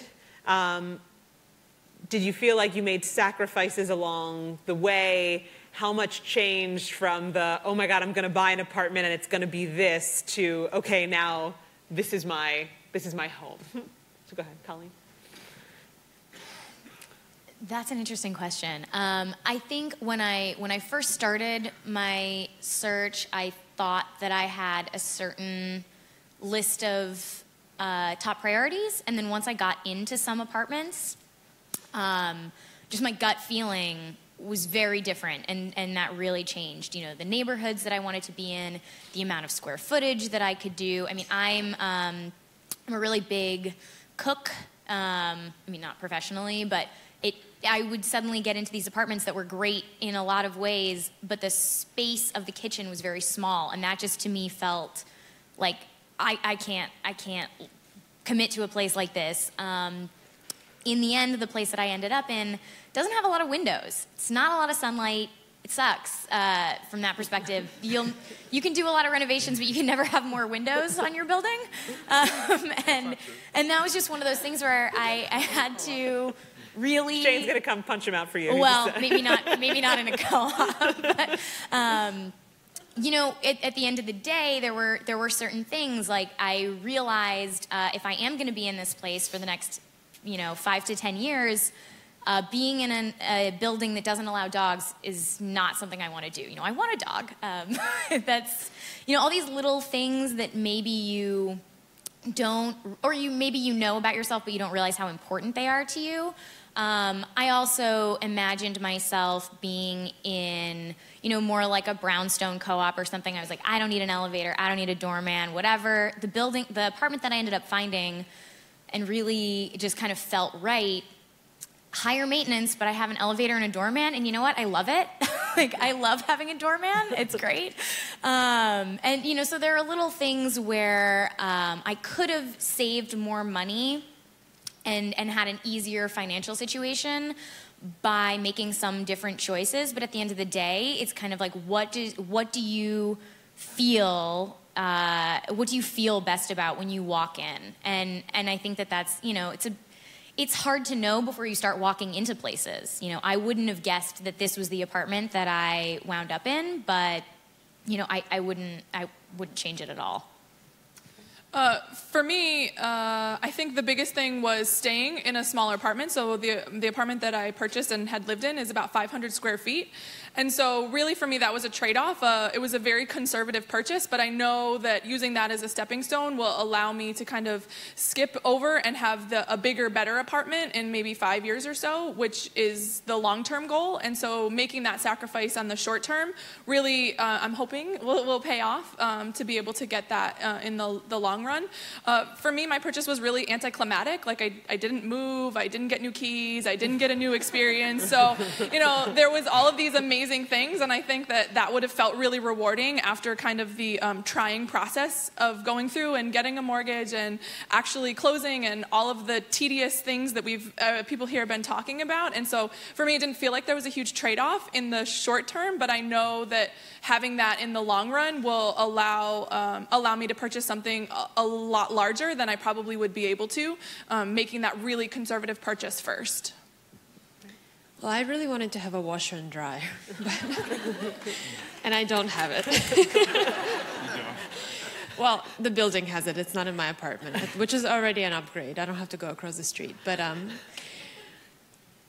yeah, I think that you learn a lot about yourself and what you want as you start looking at apartments. And one thing that I realized that wasn't on the table is that natural light is very important to me. I looked at a lot of apartments, and if you have a very specific price range, pretty much you quickly learn like what you can and can't afford, and then you're going to start making compromises. But I heard this tip from someone as I've been looking and talking to people, that no matter what price range you're in, you're always making sacrifices. Even if you're buying a really expensive apartment, then maybe you don't have an extra room for your dog or whatever. And it's realizing that made it much easier. You know, well, it's New York. Nothing is ever going to be 100% perfect. So if it feels right, and if it's in the right neighborhood, and it's close to a train, and a lot of other things, or whatever is on your checklist, those are the things that become really important. I guess, I mean, what was important to me was like how ugly the place could be. I was going for something different, but I mean, similarly to you guys, I think that location and neighborhood and access to transportation was really important. But I was definitely after something that needed help, but ultimately had, you know, good bones, wasn't going to fall down, and wouldn't cost a tremendous amount of money to sort of replace the structure. But that would allow for an entirely new sort of cosmetic outcome. Yeah, great. Something that I always recommend doing, just on Julia's point, which I think always really helps, is to actually look significantly above your price point and actually go look at places, and you realize, like, oh man, like there are trade-offs all the time, and that big leap up in price doesn't mean that you walk in and it's the dream home that you always thought about. Everything has its kind of quirks or blemishes that you obviously learn to love when these things become your home. But I always felt, because if you just stay in your price point and look, you can start getting depressed, like, oh, it's because I can't afford more, I can't pay more. Take a look. I think it makes you feel better, even that often what you're getting is maybe a bigger bang for your buck, and the improvements that you can do will actually make it be worth more in the end. And I would just say that's exactly what I did. And so seeing things that were maybe on the higher end of my price point, I realized pretty quickly that I wasn't really getting that much more square footage, and I wasn't really getting a whole lot more, that it made more sense to make a more conservative purchase first, to then be able to get something that would kind of bump me up to even above what I could afford at this point in time. Great. So let's talk about kind of putting your team together. A couple of you already mentioned that you had help. It was good to have someone. Who is that someone? Were there other online resources? Like, when did you kind of assemble your team, whether that's friends, agent, mortgage broker? How do you find them? And did you feel like you needed that? And what's kind of your advice to these folks who are just starting their process when it comes to help and support? If you want to start, go ahead. Sure. And I would say finding a great real estate agent is key. And I got a recommendation from a friend. I met with her in person. I interviewed her, even asked for references and called them to see what people's experience was like working with her. And I think meeting someone you really click with on a personal level who really gets you, knows what, and also they have a personality that you can understand and relate to is really important, because they get to know you really well. They know all your financial history. They understand if you love your dog more than you love an elevator building, or all of these little things that essentially become really important. And you spend a lot of time with them every Sunday for a few weeks or months. You go to a lot of open houses. You want it to be someone you really trust. And then she was able to recommend a lot of the other people who became essential in my search: the attorney, the mortgage broker, and it made a difference. It made it a really pleasant experience. Great. Yeah, I think that the thing that I would do most differently if I was doing this again, and that I recommend to all of you, is start assembling your team before you think it's necessary, because I did not do that. I honestly, like I said, I went from what I thought was a casual looking to having an offer accepted much faster than I was expecting. And immediately it was, well, who's your attorney? Who's your mortgage broker? Who's this? Who's that? And I had no idea. And at one point my broker said to me, well, you need to have an attorney within 24 hours. That doesn't give you a lot of time to search around, find someone who jives with you, check references. You have to just go for it. And, also to Julia's point, I think in the end, my broker and I had very different personalities.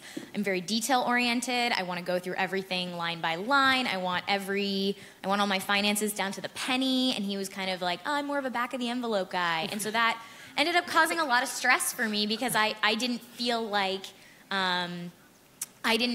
he was taking it seriously enough when I was very stressed about certain things. I ended up finding an amazing mortgage broker who absolutely changed the game, and a great attorney who made me feel a lot more comfortable and really did advocate for me. And we to share how you found your mortgage broker? I found my mortgage broker on Yelp. It's kind of crazy, but my broker had recommended a couple of guys at specific banks, and I called them, and I just had horrible experiences. One guy said to me on the phone, well, your finances are a mess. You're never going to get a mortgage. And I was like, are you kidding me? My finances are fine. Finding someone who was really willing to work with me and explain the process and be very mindful of, all of the complexities, run different scenarios and really walk me through them made absolutely a world of difference. I would also say, actually, the second thing, I know this is slightly tangential, but the second thing that I would recommend to everyone is, if you're going to need more money than you have, get that money now. Because all of these different parties are going to want to look at your past 2 or 3 months statements and are not going to be into surprises. So if there's anything where you need to, say, borrow money from your parents, do it early, and then you don't have to talk about it later. So. I actually didn't use a real estate agent, and neither did my landlord. So we just did it with attorneys, which in the future I would not recommend. So even though I wasn't going through kind of some of the other layers of having to put in offers and all of those things, I didn't have anyone to advocate for me. So I can say that I learned a lot through this process, and I did a lot of research, but it also consumed a couple hours every day for a very long time, which was not something I was really expecting. And I had a recommendation for an attorney from a friend, and so that worked out great. I had a recommendation for a mortgage broker as well, and then it turns out I wasn't able to use that broker. The building that I was purchasing in was considered high risk because there's a shareholder in the co-op who owns more than 10%, which for a lot of banks is a big no-no. And so then I had to scrap using that mortgage broker and do some research, and found that Chase was actually the only bank, or Chase and Wells Fargo were the only banks that were approved for my building. So I kind of had to start that process all over again. But even going through and getting recommendations from some friends who had used different mortgage brokers, I did interview a lot of them. Some of them were more pleasant than others. So it is a really complicated process, and even for somebody like myself, my mother always jokes that I'm a type A squared, where I'm very detail oriented and I do a lot of research and I really want to make sure that I understand the process. There were still things that I came up that I didn't understand about being a non-arm's length transaction because I was purchasing from the estate of my landlord. So there was a lot of things that I wished that I had someone who already knew, who could advocate for me. And so I would agree kind of with the theme of the different panels, which is get people early and be able to have them on your side from the beginning. Right. And Shane, I'd love to hear kind of your perspective. You bought from an LLC, but you also you knew exactly what you wanted, right? You didn't need help thinking about what's this renovation going to do in terms of cost per square foot. That was stuff that's in your wheelhouse. Yeah. And so from a team perspective, if and when you brought folks in, who was necessary, who wasn't? Yeah, well, I was very naive about this whole process, as I think everyone kind of is the first time they go in.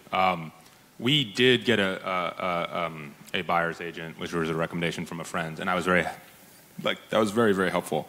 I wanted to just say one other thing about buying, let's say, like a townhouse and how that works. Also, you know, we're going to have a rental income. So with respect to a mortgage, if you buy a townhouse, let's say for $1 million, or you were buying a $500,000 apartment, you know, just for yourselves, with that renter income, that essentially pays for half of your mortgage. So that's just something to think about when you're looking. If you can afford something a little higher that has, let's say, another unit in it, that can be really, really helpful moving forward. We did buy from an LLC, and I don't know if anyone knows a lot about the sort of subterranean LLC world of Brooklyn. I did not know a lot about it, but it's crazy. And basically what's going on is there's a lot of these sort of shady LLCs, which obviously no one has to sort of... It wasn't until 2015 that people actually had to print their names on the deed documents, but you know, there are a lot of people post-recession going door to door through Crown Heights and Bedford-Stuyvesant, basically offering cash deals to people who are being foreclosed or have liens on their properties. And you know, it's not something that, you know, as buyers we know a lot about, except through sort of, you know, brief media coverage. But we ended up buying from an LLC, and amazingly, the guy who printed his name on that deed document, who bought it from the original owner in 2014, I believe, has now been indicted for 7 years as a slumlord. Which I was Googling this, and this is all after this. I bought the place and everything, you know, and I was just sort of like, man, what the hell is going on? But I think that's something to think about. I mean, it's hard. It's a hard reality to face, I think, because there are so many of these deals, and you can research this yourself. You can go on Acris's website and, you know, look at deed documents and see when these properties were sold. And like typically in Bedford-Stuyvesant or Crown Heights, you'll say, wow, this property is listed at $1.1 million. It's, you know, $500 a square foot. That seems decent. And then you look in 2015, it was sold for $400,000. And you're like, what the hell is that? Where did that come from? And that's basically an LLC approaching someone with financial distress and saying, here's $400K, you can sign over your house to us and we'll relieve you of your financial problems. And you might be like, well, maybe, how do I get a house for $400,000? I don't think you want to do that. I mean, you're not a mobster. I don't know. I think it's something I'm still grappling with and trying to understand more deeply, but it's an issue to think about. Yeah. Interesting. Just by show of hands, anyone get a home inspection? Okay. That was it. It's a no. No, you're the only one. Anything turn up? Sure. I don't remember. Okay. Nothing terrible. Crazy. Okay. I'd love to know just kind of the biggest thing that happened that you didn't anticipate. And I'm also, as we're running close on time here, maybe one of you will also weave in. We've got 3 co-op folks, right, and 3 co-op buyers in a townhouse. And I know the co-op condo is always a big question, and co-ops have come up a bunch today. But 3 very positive co-op experiences that did not involve the board rejection and questions. So just kind of any stumbling blocks that you came across that you really didn't anticipate. Some of you hinted at some of those. And if someone wants to talk about kind of the co-op board experience for them, that would be great. Kind of round it out. There were so many surprises. I say it jokingly now, but like for about 4 months, I just would wake up every morning and be like, is today the day I have a nervous breakdown? I don't know. What'll happen? And I feel like you guys are all doing the right thing by being here, and I wish that I had done that. But there were just so many surprises, like the financing thing. You know, my broker felt very strongly that in order to make me look my financially best to the co-op board, that I needed to put down an enormous down payment. My co-op board also required a pretty significant amount of post-closing liquidity, which is like how much money you have after, and therefore I had to ask for money from my parents, which I was not anticipating doing. And that kind of threw the whole process for a loop. It meant that I had to delay applying for mortgages because of transferring money. We had to figure out gift tax, which is a really intense thing to talk about with your parents. And, you know, kind of going through all of those steps, there was always this sort of thing over your head of like, well, you know, this could all fall apart. And, you know, so that was kind of the root of a lot of the surprises for me. Once it got to the co-op board actual approval, I was going through this last summer, and I was told, like, okay, you're finally ready for your board approval, but, you know, boards go on vacation in August, so you have to wait 6 weeks. And, you know, my seller had a contingency. They were trying to buy another place. And so that became a really big problem. And there's sort of as much as the co-op board interview itself was not bad, you know, you can't be pushy. You can't rush it. There's nothing you can do. You want to look like you're going to be a model citizen or whatever once you get in. And so, you know, we basically were sitting on the edge of our seats for, you know, a month, just waiting. And then I got a call one day from this woman who was like, your board interview has been scheduled for next Tuesday. And I was just like, what if I'm busy? Like, that's not an option. You just, you know, there are just these things where you just have to kind of, you don't know exactly what's going to happen or how it's going to play out, and you just have to go with it. Once I got to the board interview, you know, they really just wanted to know, you know, that I was kind of a normal person, and that I wasn't going to do anything crazy. They did in a very detailed way, though, go through all of my finances. So if that's something that you're nervous about, be prepared for that, I guess. I think for me, the thing I was the most nervous about was having my finances in order. So like when I first started casually looking, like a year and a half or so beforehand, I used Credit Karma to really track everything, get all my credit score in check, make sure that I had bank statements and pay stubs and all of that ready to go. So that way when it came time, I didn't have any issues getting approved for a mortgage, but the mortgage process was incredibly tedious, and I probably would not use the same mortgage brokers from Chase again. They dropped the ball on a couple of occasions. They let my credit score expire. You know, I continuously would follow up and would be told one thing, and they wanted me to resend the same thing like literally 5 times, and I reached a breaking point.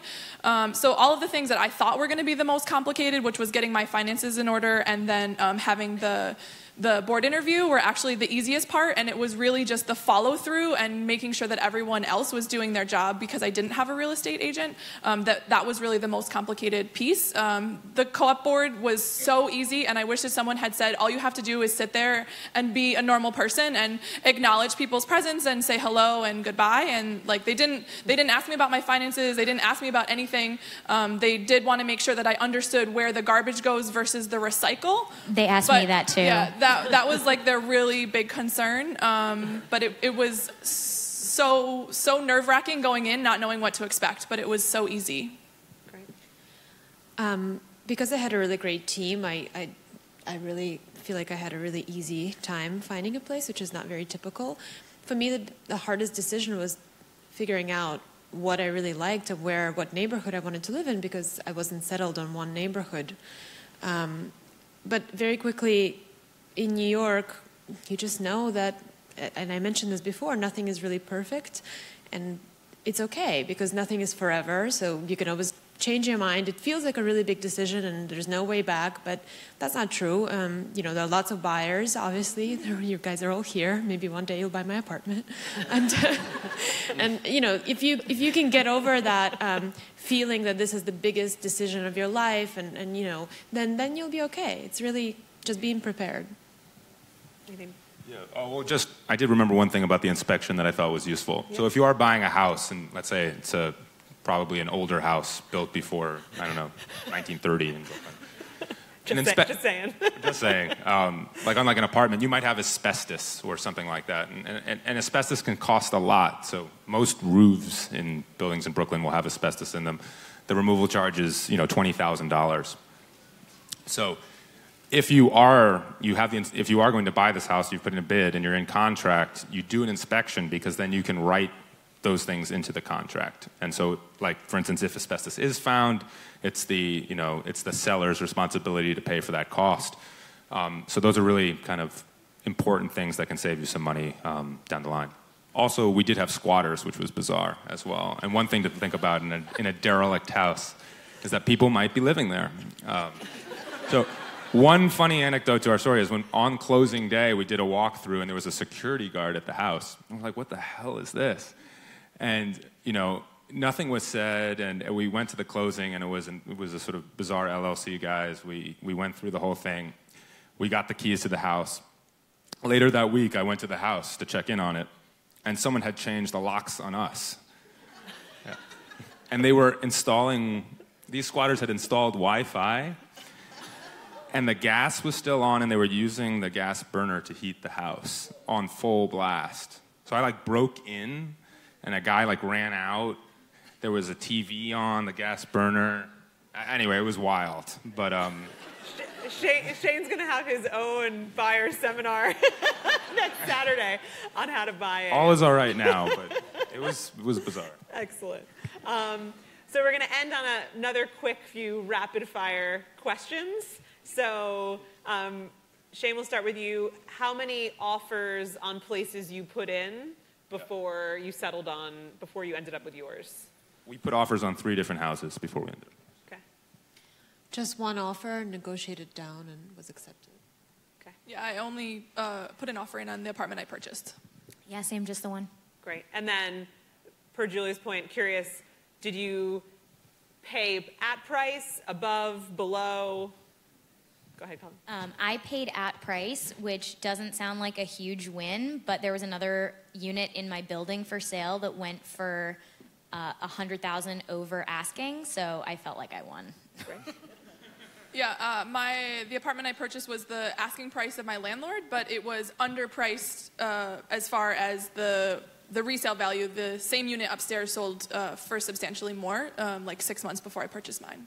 I felt like the price was fair, but I still wanted to negotiate because you should, and it worked out in my favor. Great.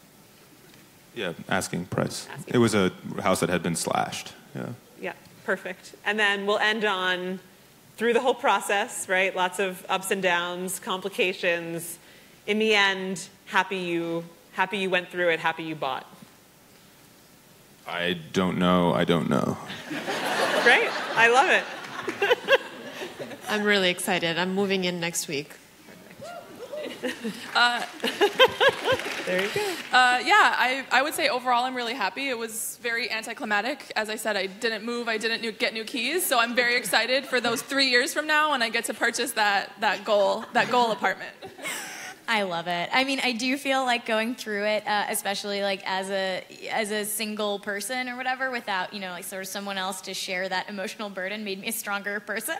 But yeah, every day I come home, I love it. Awesome. So They will stay around afterwards for a few minutes if you guys have questions about neighborhoods, their particular experiences. And Matt's going to come out and just close us out, so give us 30 more seconds. But let's give these guys a round of applause.